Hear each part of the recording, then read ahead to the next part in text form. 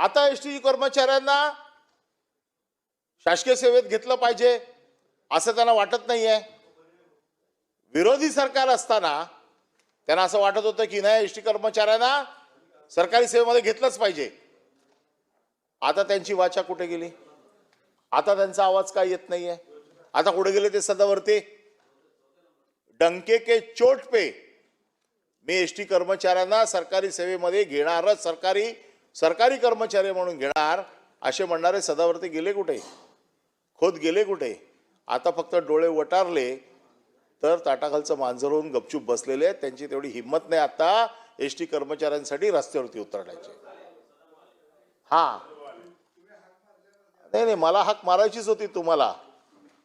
एसटीचं चाक जोपर्यंत कर्मचाऱ्यांना सरकारी कर्मचारी म्हणून घेत नाही तोपर्यंत एसटीचं चाक बाहेर पडू देणार नाही। तुमचीच गोष्ट होती, चाक फिरणार नाही। काय जाऊन तिकडे जाऊन आझाद मैदानावर झोपले काय? 15 दिवस त्यांच्याबरोबर राहिले काय? अरे करा ना आता तुमचं सरकार आहे ना। काय झालं आता एसटी कर्मचाऱ्यांच्या बद्दलचं प्रेम गेलं कुठे?